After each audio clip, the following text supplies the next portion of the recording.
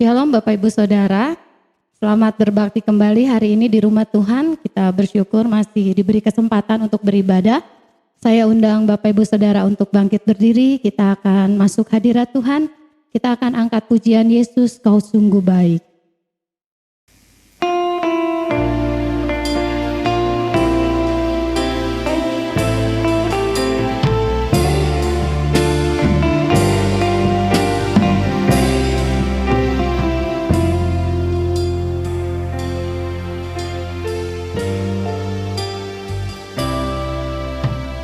Yesus, Kau sungguh baik. Yesus, namamu indah. Yesus, ku cinta Kau selalu. Ku tinggikan, ku agungkan selamanya. Yesus, Kau sungguh baik. Yesus, Kau sungguh baik. Yesus, namamu indah. Yesus, ku cinta Kau selalu. Ku tinggikan, ku agungkan selamanya. Ku mau memujimu, ku selalu pujimu. Ku mau menyembahmu, ku selalu sembahmu. Kau yang layak terima semua pujian, kemuliaan hanya bagi Tuhan. Amin, puji Tuhan. Yesus, Kau sungguh baik. Yesus, Kau sungguh baik. Yesus, namamu indah. Yesus, ku cinta Kau selalu. Ku tinggikan, ku agungkan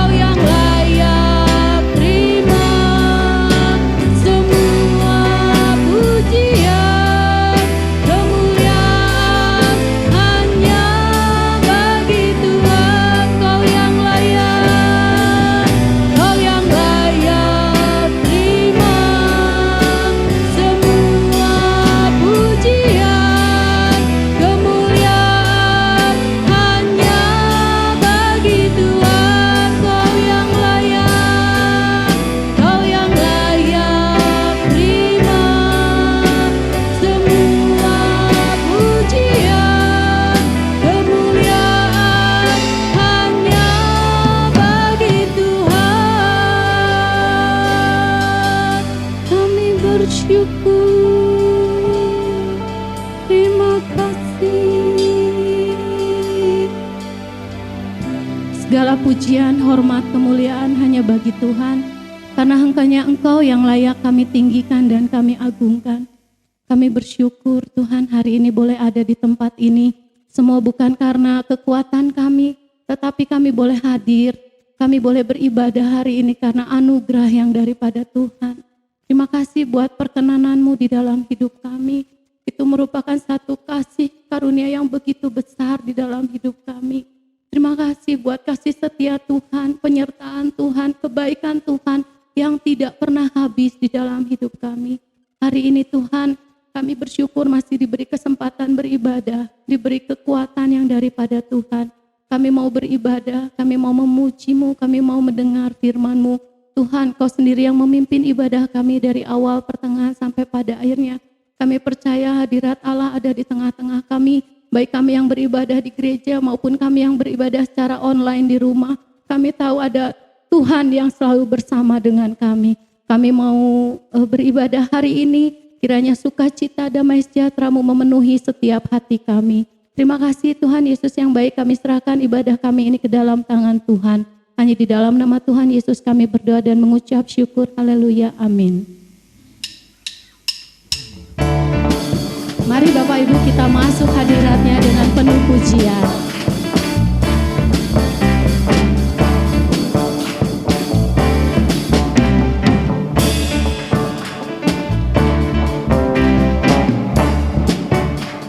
Bersyukur dengan penuh pujian, bersuka di hadiratnya, nyanyi besarkan agung namanya, puji Dia tiuplah sangkakala, musik dan tarian, semua makhluk di bumi di surga dengan segenap hati angkat pujian.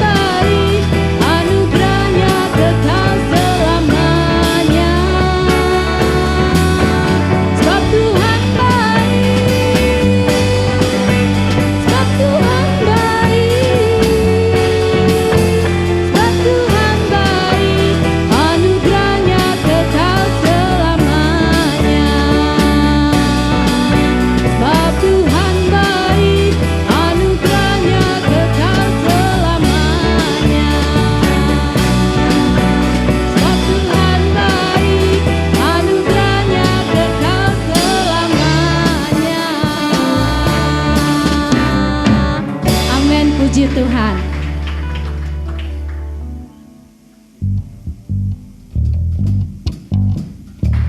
Besarkan nama Tuhan, pujilah Dia, karena hanya Dia yang layak ditinggikan dan diagungkan.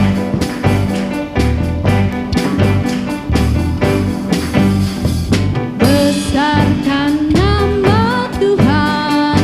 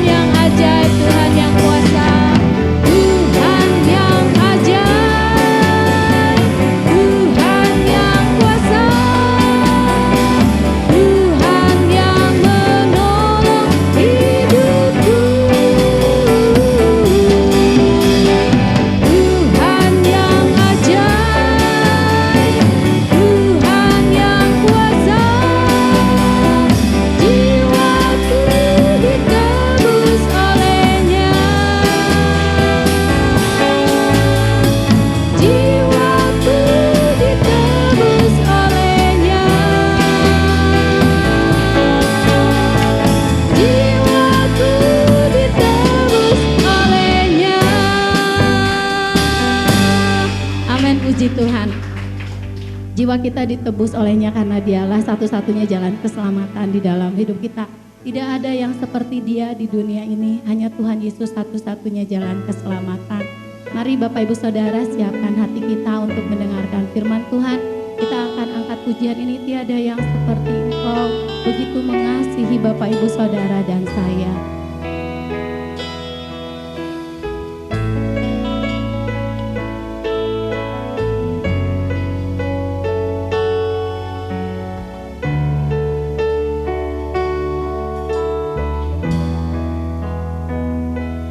Tiada yang seperti Engkau, begitu mengasihi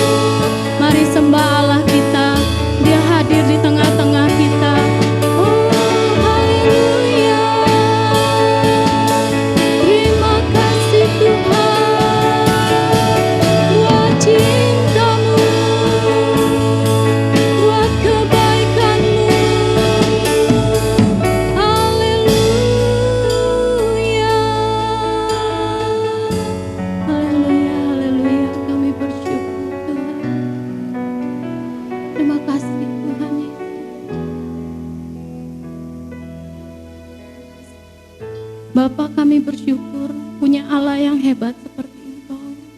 Kami bersyukur punya Allah yang luar biasa seperti Engkau. Terima kasih Tuhan, dalam suka dan duka Engkau selalu ada bersama dengan kami. Hari ini Tuhan, kami bersyukur boleh mendengar firman Tuhan. Kiranya Tuhan mengurapi setiap kami yang mendengarkan firman-Mu dengan kuasa Roh Kudus-Mu, supaya firman itu boleh menjadi rema di dalam kehidupan kami. Bukan hanya kami menjadi pendengar, tetapi juga kami menjadi pelaku firman Tuhan. Supaya firman itu boleh mengubahkan setiap hati kami, mengubahkan setiap hidup kami. Karena kami tahu ada kuasa di dalam setiap firman Tuhan yang kami dengar. Tuhan, urapi hamba-Mu yang akan menyampaikan firman-Mu hari ini. Urapi dengan kuat kuasa Roh Kudus-Mu. Biarlah Engkau sendiri yang menyampaikan lewat hamba-Mu Tuhan. Terima kasih Tuhan, kami mau siap mendengar firman-Mu. Kami mau sambut firman-Mu dengan sukacita dan ucapan syukur. Hanya di dalam nama Tuhan Yesus kami berdoa. Haleluya. Amin. Shalom. Bapak Ibu sekalian, selamat pagi. Puji nama Tuhan, kita bisa ibadah onsite pada pagi hari ini.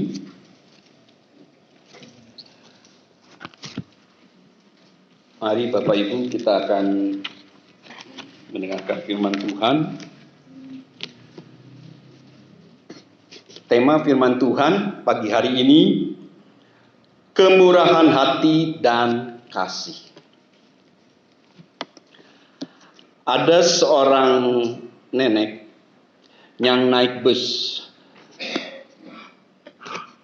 dan berusaha mencari tempat duduk Tetapi saat itu bus sudah penuh. Tidak ada orang yang mau berbagi tempat kepada nenek itu. Tiba-tiba ada seorang anak muda yang berbicara kepada nenek tersebut untuk duduk di tempatnya. Segera pemuda itu berdiri. Ternyata anak muda itu cacat, saudaraku, yaitu kakinya. Ia ternyata memakai tongkat. Tetapi anak ini murah hati dan penuh dengan kasih, sehingga tidak memikirkan akan dirinya sendiri, keadaannya.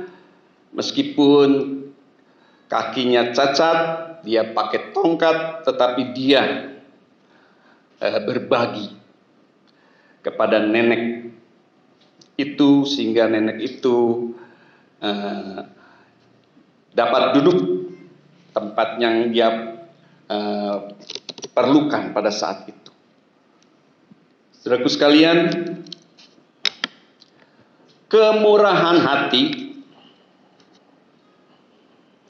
adalah suatu sikap memberi, memiliki hati untuk menolong sesama dengan sukacita.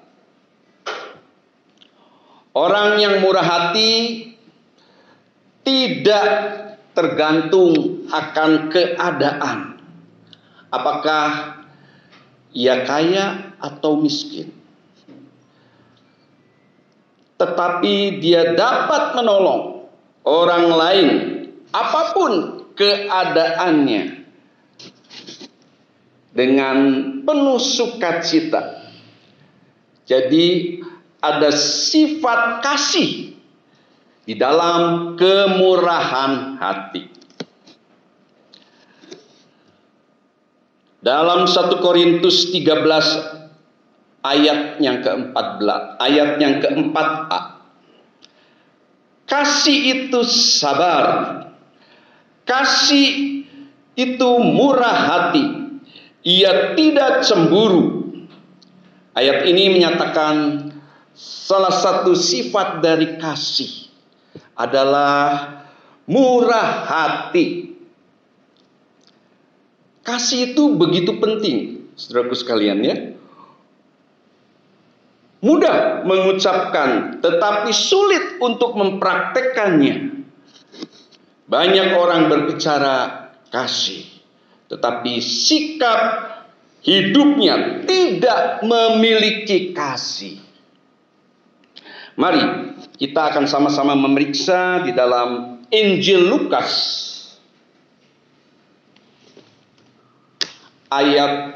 Injil Lukas 10 ayat 25 sampai 37. Saya akan bacakan, sidang Tuhan menyimak di Alkitabnya masing-masing. Perikopnya, orang Samaria yang murah hati. Pada suatu kali berdirilah seorang ahli Taurat untuk mencobai Yesus. Katanya, "Guru, apa yang harus kuperbuat untuk memperoleh hidup yang kekal?" Jawab Yesus kepadanya, "Apa yang tertulis dalam hukum Taurat? Apa yang kau baca di sana?" Jawab orang itu, "Kasihilah Tuhan Allahmu dengan segenap hatimu dan dengan segenap jiwamu dan dengan segenap kekuatanmu dan dengan segenap akal budimu, dan kasihilah sesamamu manusia seperti dirimu sendiri." Kata Yesus kepadanya, "Jawabmu itu benar, perbuatlah demikian, maka engkau akan hidup." Tetapi untuk membenarkan dirinya, orang itu berkata kepada Yesus, "Dan siapakah sesamaku manusia?" Jawab Yesus, "Adalah seorang yang turun dari Yerusalem ke Yerikho. Ia jatuh ke tangan penyamun-penyamun yang bukan saja merampoknya habis-habisan, tetapi yang juga memukulnya, dan yang sesudah itu pergi meninggalkannya setengah mati. Kebetulan ada seorang imam turun melalui jalan itu. Ia melihat orang itu, tetapi ia melewatinya dari seberang jalan. Demikian juga seorang Lewi datang ke tempat itu. Ketika ia melihat orang itu, ia melewatinya dari seberang jalan. Lalu datang seorang Samaria yang sedang dalam perjalanan ke tempat itu, dan ketika ia melihat orang itu, tergeraklah hatinya oleh belas kasihan. Ia pergi kepadanya, lalu membalut luka-lukanya. Sesudah ia menyiraminya dengan minyak dan anggur. Kemudian ia menaikkan orang itu ke atas keledai tunggangannya sendiri, lalu membawanya ke tempat penginapan dan merawatnya. Keesokan harinya ia menyerahkan 2 dinar kepada pemilik penginapan itu. Katanya, "Rawatlah dia, dan jika kau belanjakan lebih dari ini, aku akan menggantinya waktu aku kembali." Siapakah di antara ketiga orang ini menurut pendapatmu adalah sesama manusia dari orang yang jatuh ke tangan penyamun itu? Jawab orang itu, "Orang yang telah menunjukkan belas kasihan kepadanya." Kata Yesus kepadanya, "Pergilah dan perbuatlah demikian."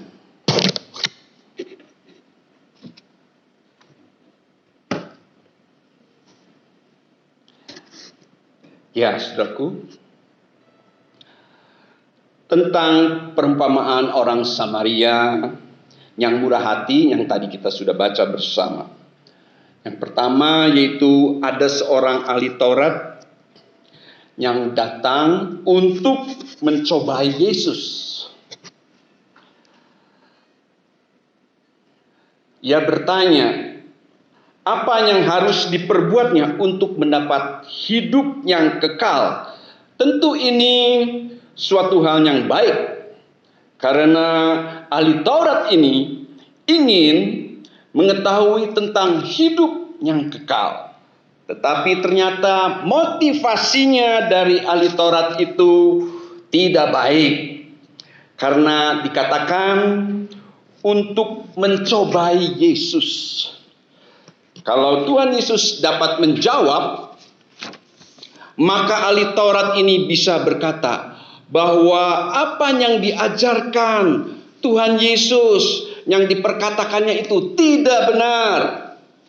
Tentu seorang ahli Taurat tahu tentang isi Taurat dan menganggap melalui apa yang dilakukannya itu sudah membuat ia merasa hebat dan disegani oleh umat atau masyarakat pada saat itu. Ya, dikatakan di ayat ke-25. Yang kedua, Tuhan Yesus balik bertanya, apa yang dikatakan dalam Taurat? Ahli Taurat ini menjawab, kasihilah Tuhan Allahmu dengan segenap hatimu dan dengan segenap jiwamu dan dengan segenap kekuatanmu, dengan segenap akal budimu, dan kasihilah sesamamu manusia seperti dirimu sendiri. Ya, ayat 26 sampai 27. Tuhan Yesus berkata kepada ahli Taurat ini, jawabmu itu benar. Perbuatlah demikian, maka engkau akan hidup. Jadi Tuhan Yesus ketika mendengar apa yang dikatakan ahli Taurat ini menyatakan, lakukan apa yang diketahui oleh ahli Taurat ini, karena di dalamnya ada kehidupan. Di ayat yang ke-28. Ternyata ahli Taurat ini tidak berhenti sampai di sini, tetapi mengajukan pertanyaan lain dengan motivasi untuk membenarkan dirinya. Sekali lagi dia lakukan demikian, yaitu siapakah sesama manusia? Ia beranggapan sudah melakukan tentang kasih kepada sesama dan orang menghormatinya sebagai ahli Taurat. Ya, dinyatakan di ayat ke-29. Selanjutnya, Tuhan Yesus memberikan perumpamaan tentang seorang yang turun dari Yerusalem ke Yeriko dan jatuh ke tangan para penyamun yang merampok barangnya dan memukulinya sampai setengah mati. Keadaan yang menggenaskan dari orang yang dirampok tersebut. Kemudian lewatlah seorang imam, orang yang biasa melayani di bait Allah. Tetapi ketika dia melihat orang yang luka-luka tersebut, imam itu melewatinya saja dari seberang jalan. Jadi dari jauh. Ya. Kemudian juga lewat seorang Lewi yang tugasnya membantu imam juga di bait Allah. Dia melihat orang yang luka-luka tersebut, tetapi dia juga melewatinya dari seberang jalan. Lalu datang seorang Samaria yang ketika melihat orang yang dirampok tersebut, dikatakan hatinya tergerak oleh belas kasihan. Ia kemudian membalut luka-luka orang tersebut, menyiraminya dengan minyak dan anggur yang dibawanya pada saat itu. Kemudian dia menaikkan ke keledainya, lalu membawa ke penginapan serta merawatnya. Ia akan meneruskan perjalanan dan berkata kepada pemilik penginapan supaya merawat orang tersebut dan berikan apa yang diperlukannya. Dan kepada pemilik penginapan rawat dan berikan apa yang diperlukannya. Nanti aku akan menggantinya. Satu sikap yang luar biasa, ya, dari orang Samaria ini. Ketika ia melihat orang Yahudi tergeletak, tidak berdaya, ia tidak membiarkannya, tetapi merawatnya dan mengasihinya, yaitu di ayat 30 dan 35 sampai 35. Saudara-saudara yang dikasihi Tuhan, kita tahu bahwa orang Yahudi tidak hidup berdampingan dengan orang Samaria. Karena orang Yahudi menganggap orang Samaria itu sudah kawin campur dengan bangsa asing. Dan mereka tidak beribadah sesuai seperti orang Yahudi pada umumnya. Jadi orang Yahudi sangat membenci orang Samaria, ya, dan menganggap orang Samaria itu hina. Dan Tuhan Yesus menanyakan kepada ahli Taurat itu, siapa sesungguhnya sesama manusia di antara ketiga orang tersebut? Imam, orang Lewi, atau orang Samaria? Ahli Taurat itu menjawab, orang yang menunjukkan belas kasihan. Ia tidak mau, ya, menyebut orang Samaria. Dan Tuhan Yesus berkata, pergi, perbuatlah seperti yang dilakukan orang Samaria tersebut. Di ayat 36 sampai 37. Ya, dari perumpamaan ini Tuhan Yesus ingin menunjukkan beberapa hal tentang kemurahan hati dan kasih kepada sesama manusia. Orang Samaria ini tidak melihat ras atau golongan orang Yahudi yang terluka pada saat itu dan perlu pertolongan. Tetapi siapapun yang perlu ditolong, apakah suku, bangsa, dan rasnya, itulah yang harus segera ditolong. Kasih dari orang Samaria ini dinyatakan dalam sikapnya berkorban, membawa orang yang terluka tersebut dengan terlebih dahulu merawatnya, ya, membiarkannya dan tidak membiarkannya dia tergeletak di pinggir jalan.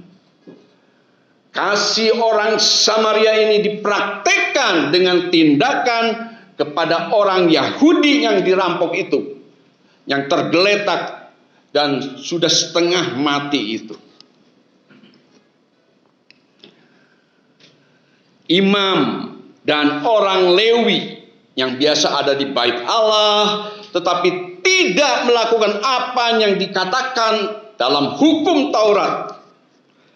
Dia hanya tahu hukum Taurat, hanya sekedar tahu dan bisa mengajar kepada umat atau masyarakat, tetapi tidak mempraktekkan di dalam kehidupannya sendiri.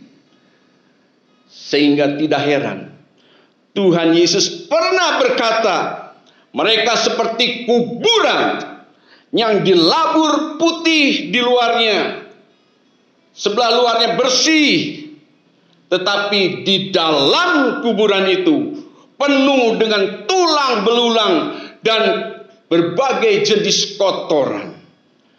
Mereka dikatakan orang munafik oleh Tuhan Yesus, ya, di Matius 23 ayat 27.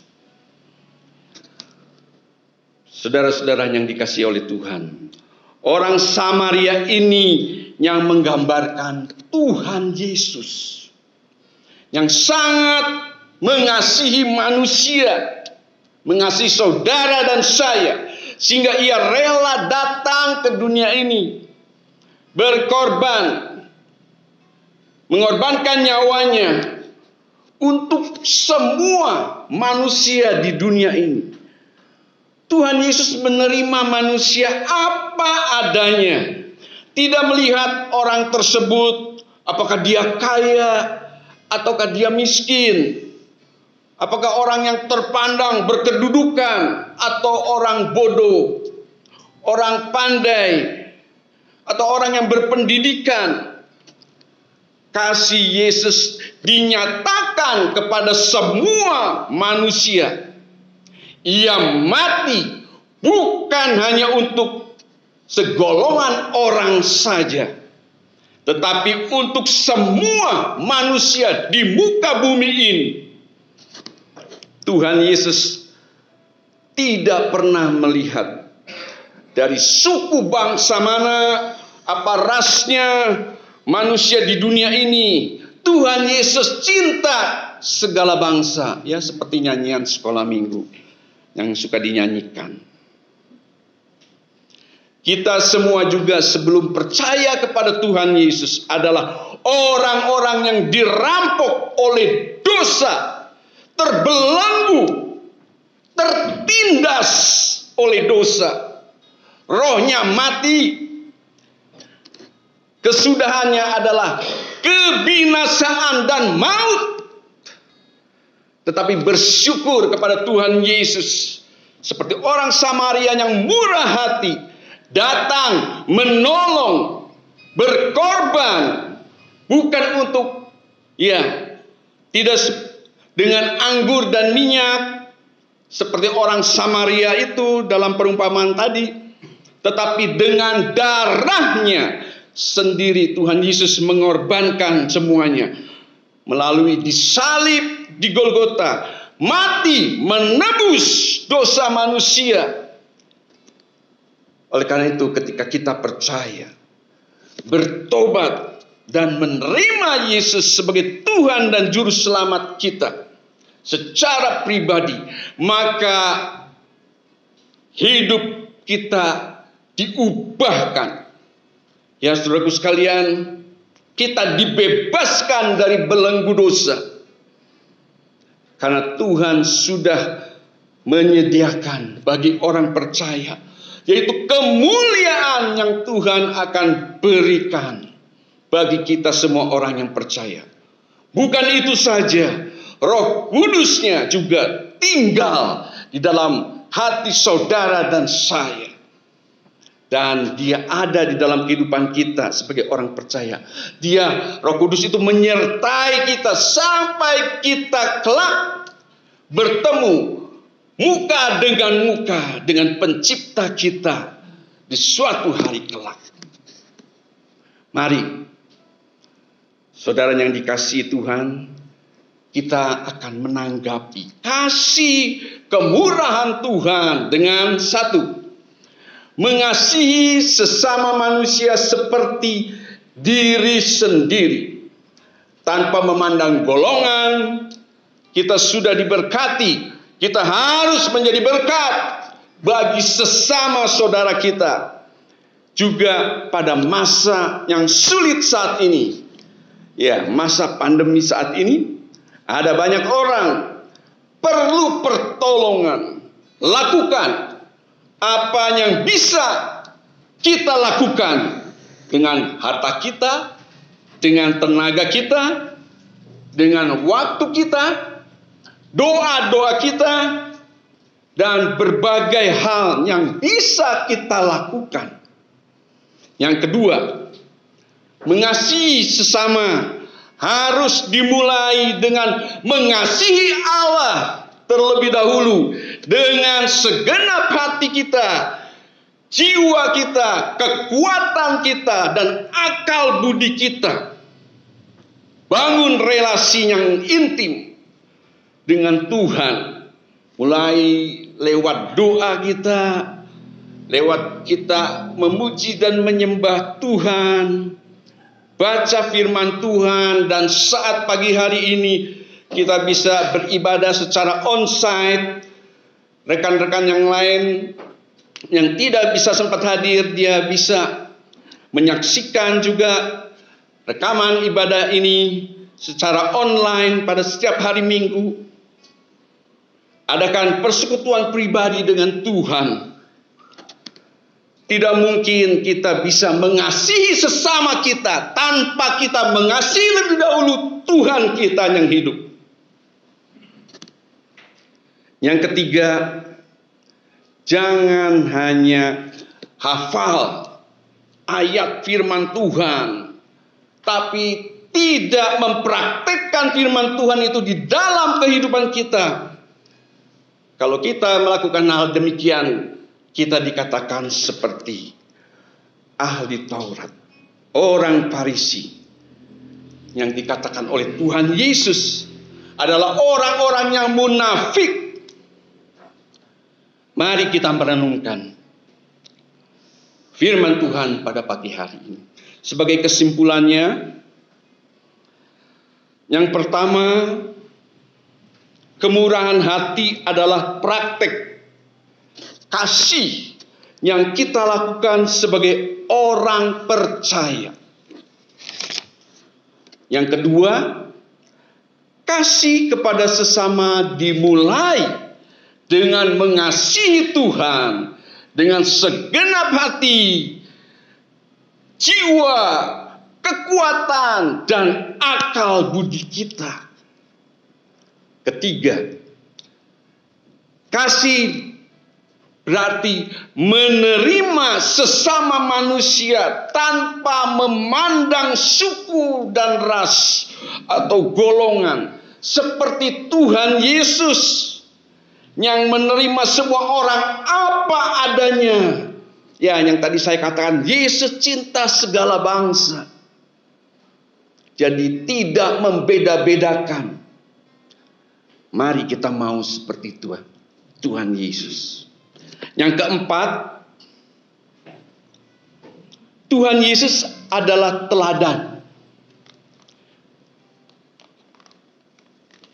bagi orang percaya yang sudah mengasihi manusia dengan rela berkorban sampai mati di atas kayu salib untuk menebus dosa saudara dan saya. Dan yang terakhir, kelima, orang yang percaya kepada Tuhan Yesus dan bertobat, menerima dan menyerahkan hidup kepada Tuhan Yesus, maka dia akan mendapat kehidupan yang kekal seperti apa yang dinyatakan Tuhan Yesus ketika berbicara dengan ahli Taurat. Ya, Bapak Ibu sekalian, kita bisa sama-sama merenungkan akan firman Tuhan ini dan kita mau melakukan, dan kita boleh mempraktikkan apa yang Tuhan ajarkan kepada kita semua. Amin. Mari Bapak Ibu sekalian, kita akan akhiri ibadah kita.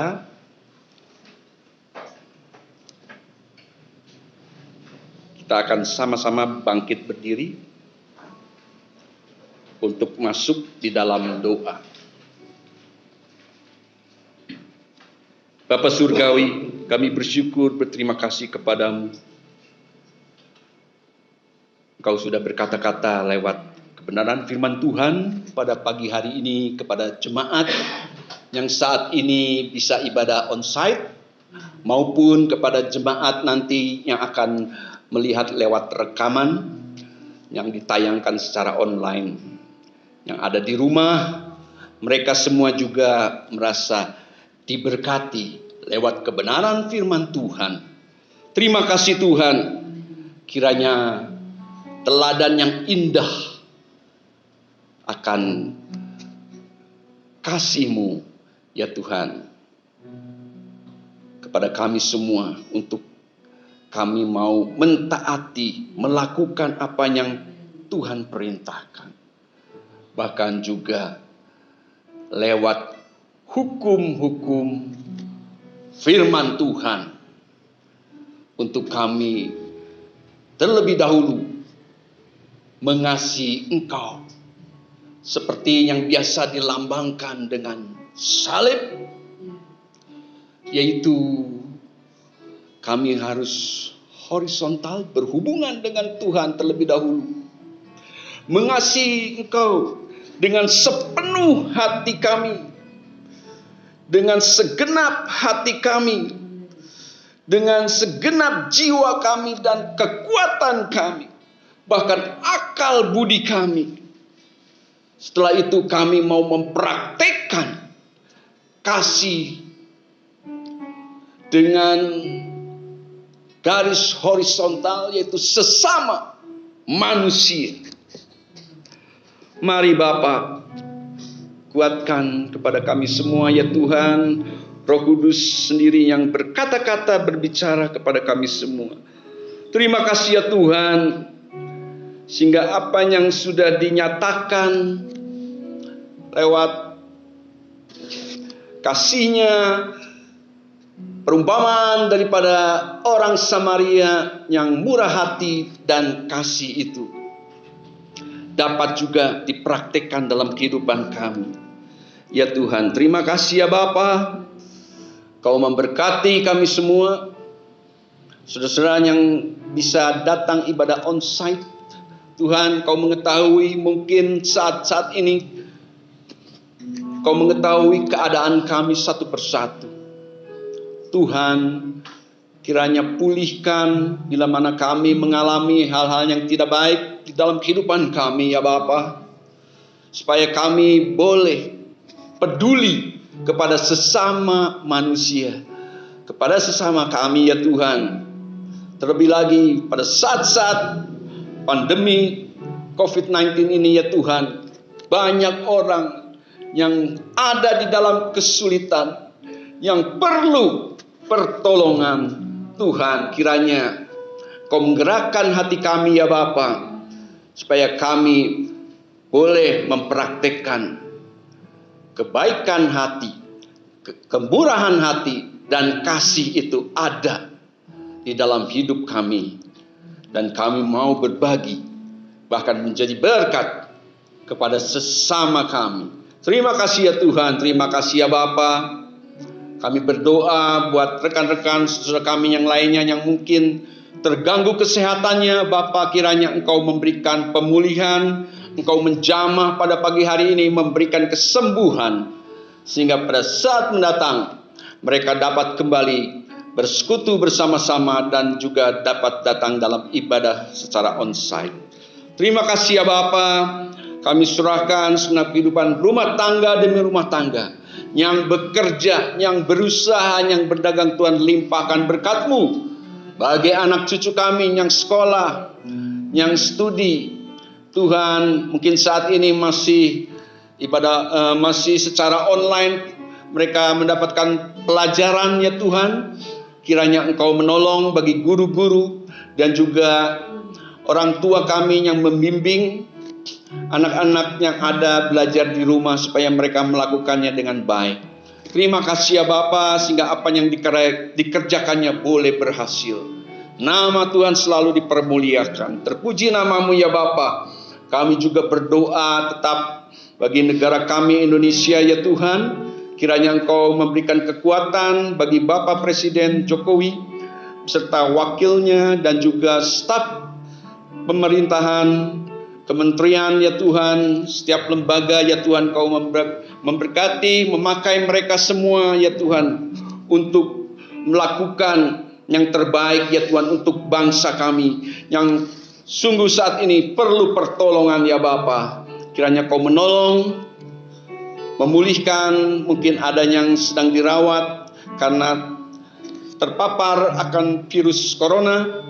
Berikan pemulihan, dan juga para petugas medis, perawat, dokter, Tuhan juga memberikan kesehatan dan kekuatan sehingga mereka tidak tertular ya Bapa. Segala pengorbanannya ya Tuhan, Tuhan memberkati mereka semua. Terima kasih ya Tuhan, sehingga bangsa kami boleh dipulihkan saat ini ya Tuhan, dan juga menanti ya Tuhan, akan hasil daripada produksi antivirus corona ini juga, ya Tuhan, boleh berjalan dengan baik, dan saatnya nanti, ya Tuhan, boleh dipergunakan oleh seluruh bangsa Indonesia dan juga negara-negara yang lain, ya Bapa. Terima kasih ya Tuhan, terima kasih ya Bapa. Sebentar sidang Tuhan akan meninggalkan tempat ini untuk pulang. Tuhan akan menyertai di dalam perjalanan. Tibakan kami satu persatu pada tujuan kami dengan selamat, dengan tidak kurang suatu apapun. Damai sejahtera Allah yang melampaui segala akal akan memelihara hati kita di dalam Kristus Yesus. Mari Bapak Ibu sekalian, terimalah berkat daripada Allah Bapa, cinta kasih daripada Tuhan Yesus yang tak berkesudahan, beserta persekutuan yang manis dari Allah Roh Kudus akan menyertai kita semua mulai pagi hari ini bahkan sampai selama-lamanya. Bagi yang percaya katakan bersama, amin. Mari kita nyanyikan pujian sambil menutup ibadah ini. Kita nyanyikan Kasih-Mu Tiada Duanya.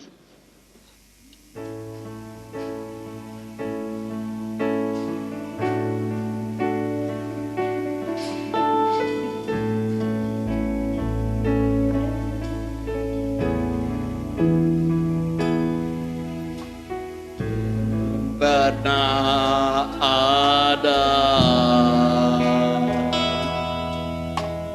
kasih di dunia,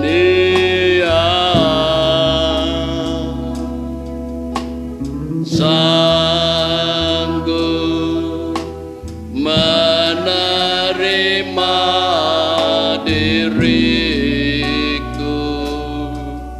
apa adanya selain kasih-Mu, Yesus.